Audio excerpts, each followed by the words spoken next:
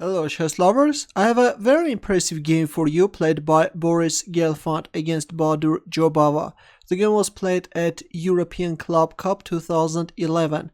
Gelfand started with d4 and knight f6 by Jobava, c4, e6, knight f3, c5, d5.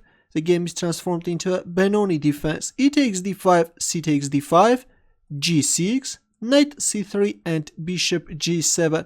Well, actually playing first d6 is safer, but after bishop g7 we can see that now Jobava is starting to face some problems. Here comes bishop f4, and now black can't castle because of this bishop d6 followed by bishop takes c5. After bishop f4, Jobava played d6, but now comes queen a4 check. White is starting to use the vulnerability of d6 pawn. Bishop d7, queen b3, now targeting the pawn on b7. Jobava played b5. Well, if we move like bishop c8, this is both too passive. Also, white can play queen b5 check. And king f8, this is going to be very unpleasant for black. That's why after queen b3 we see b5.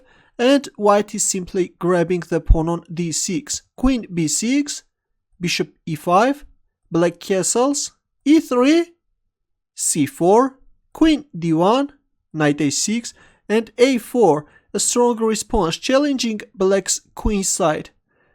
Jobava played knight b4. Well, if we move like b4, then white can play knight b5.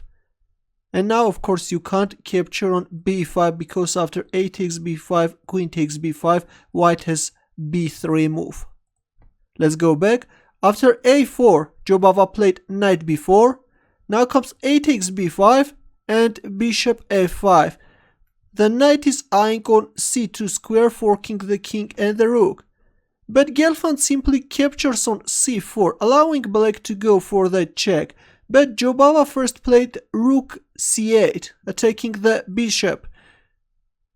Well, if I move like knight c2 check, then white can play king e2. If knight takes a1, then queen takes a1, and of course white has a huge compensation. There is no danger for white king, and also these pawns look very mighty.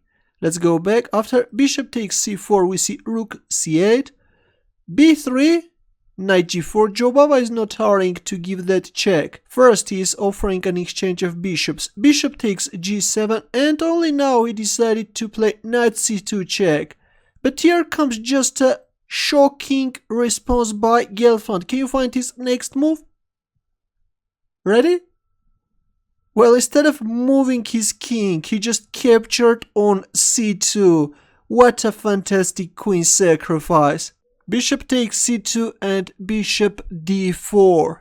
Now let's see how is Boris Gelfand going to proceed with two pieces against the queen. But actually right now white's center is very impressive. White has also 3 extra pawns. Queen d8 and white is castling kingside. Queen e7, rook c1, bishop f5, and there it goes, e4.